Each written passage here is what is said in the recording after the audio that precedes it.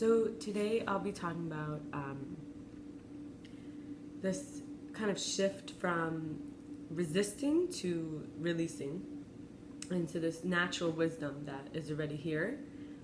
And pretty much we all have access to different ways of cultivating our personal wisdom. And in other words, each of us has a sense of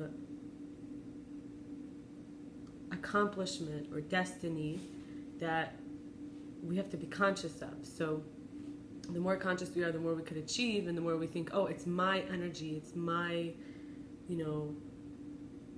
it's my work being done, versus actually being in the experience of living life. So I'm going to use a couple of sources of thought provocation, but really this is a lot of my reflection. But where I learned a lot about Celtic shamanism, I always used to think it was called Celtic, and then I heard someone say, or Celtic, but then I heard someone say Celtic. So from Jane Burns, she was doing some programs over the years at Shift Network, which is on the internet, and she says that this natural wisdom, shamanism is about healing, about being one with nature, about being in flow, being okay with looking at the past as a dream, being in the misty places, and so on. So she says that there's a lot of different ways of cultivating natural wisdom. So first of all, it's about going to the places where the veils seem thin. This is like the idea of mists or dusk and dawn, and shadow versus the dark edge of the light, and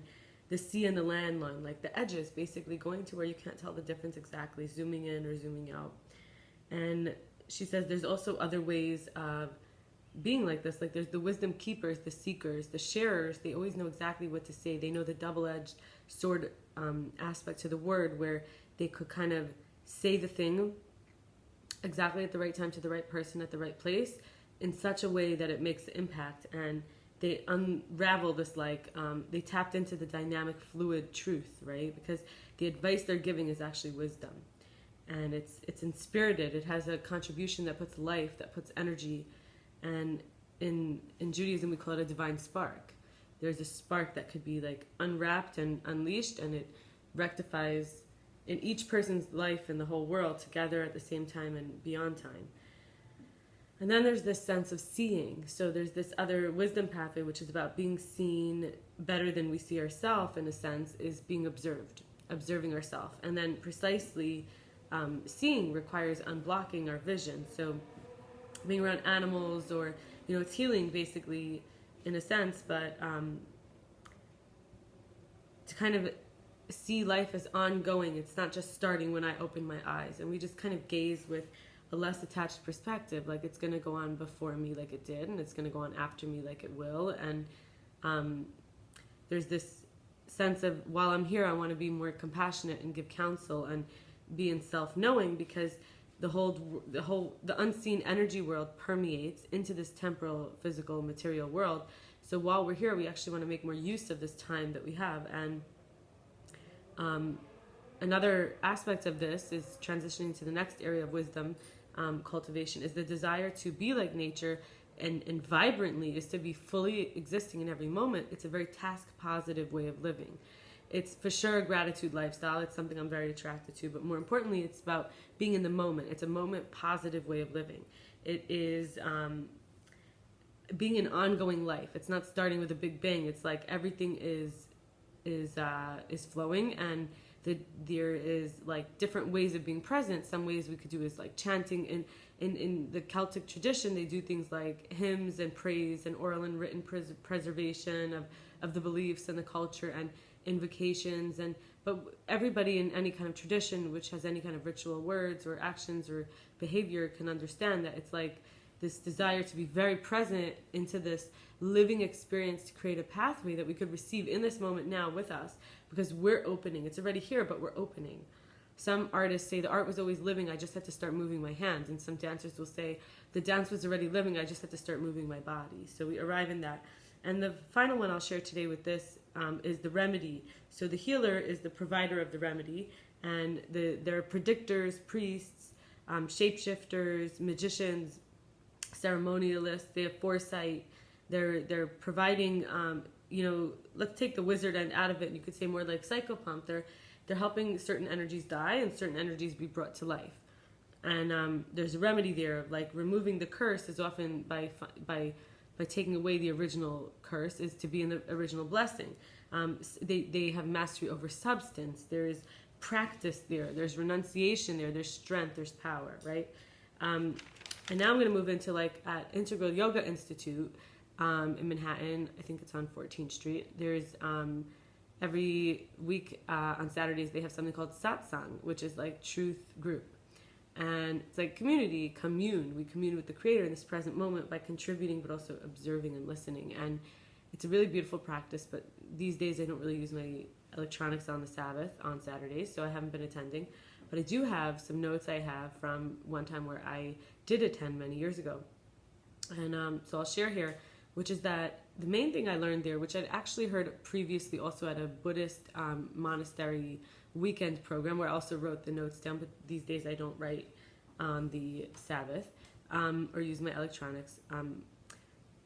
It's not necessary to write at the Buddhist retreat. You could keep Sabbath there, actually, if you get permission. There's an abiding that Sabbath matches, but in Integral Yoga Institute with the video, it didn't match the abiding practice I have with the Sabbath. So the talk was about suffering not being a function of pain. When we have pain, it doesn't cause us immediate suffering. And I'd heard this little equation also at this, at a monk-led retreat, but I never really delved so deep into it like I did this time.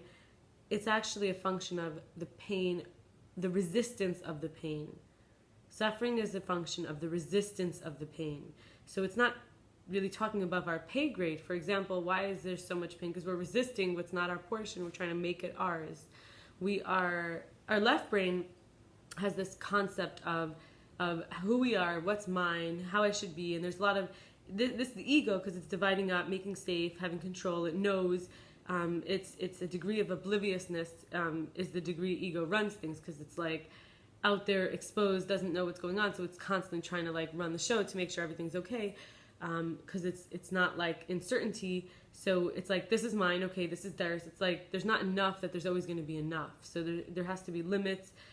It's definitely misconceptions. It's indoctrinations. We wouldn't call it ego in this case if it was adaptive and flowing and essential to the self. It's essential to have an ego, but these ego thoughts aren't essential thoughts, because you don't need this thing to be you. But the ego mind says I need it to be me. I, me, mine, and we start talking about our pay grade in our own mind. And what I mean is that we didn't work for a lot of this stuff where we could lose it and we wouldn't even know how to generate a new one. That would be the difference between, let's say, the style of the felt sense, the right side of the brain, which is what we would describe as flow, adaptive. It's a felt sense. It says I'm okay. I'm not even clinging to it because I could go down the block and get another one if I needed to. There's always going to be another if I need it.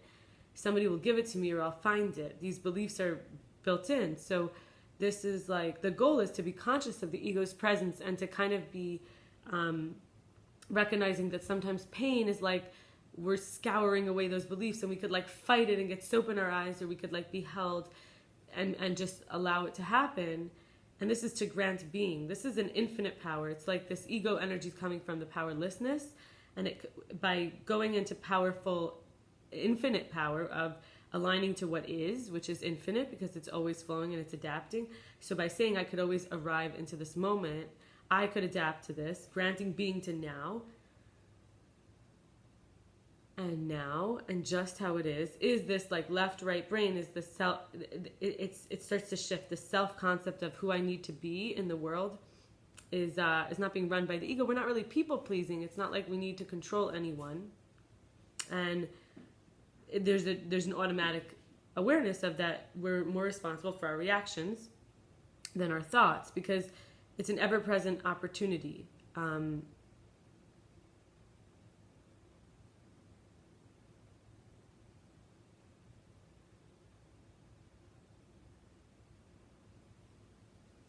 The analogy would be that a business person is caring about every penny. Okay, that's 98 cents. I'll get those because I'm buying in bulk rather than the one that's 99 cents. And eventually it adds up to hundreds of dollars. And this businessman does it in every single part of the area. And it says, well, the devil's in the details, so I'm going to save money in these details, and he earns a lot of money, right? So we get to do this with love and happiness in the little tiny details where we normally would get irritated. This is the little pains, little irritations. These things cleanse us of being above our pay grade. And this could be from many lifetimes. People like to think that we were all queens or kings, but it's possible we were slaves and abused. I mean, Joseph, it says, might have been sold to be used as for sodomy. And then, of course, he was divinely protected. But this idea that, like, when I refer to Joseph, I mean one of the 12 tribes, the one that went down to Egypt and was sold in possession of other humans, that his right didn't belong to himself to use his body and to function in the way he chose. He didn't have that choice to do that.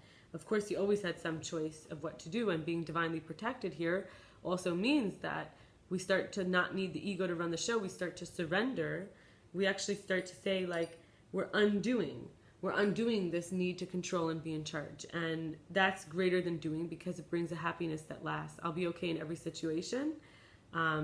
Like I said, we're more responsible for our reactions than our thoughts. Our thoughts could be triggering in little sense. And it's which thoughts we react to that make a real difference. It's like we see it's coming up all the time. We'll save a few cents here, a few cents there. We save it in bulk. We stop having those thoughts. It really saves us a lot of energy. So sometimes this detail work is worth it. And now I'm going to finish with two little contributions of my personal self. One is, I wrote this letter in 2020. What have I accomplished in recovery? My biggest accomplishments, and what will I hope to accomplish? And I'm doing a check-in about 2.5 years later, and I'm so proud of myself because I'm working on all the things I wanted to accomplish.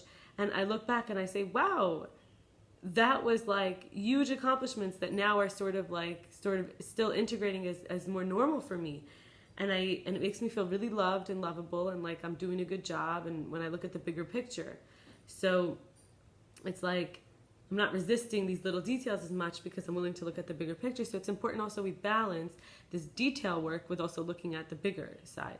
So the biggest accomplishments that I had in recovery was abundance, uncomfortable giving, resources sourceable, which means to me that I was able to keep resourcing what I needed. Okay, so I'm going to let go of this attachment to the physical representation of it, but I'm still going to find security or some other way of connecting in this other area.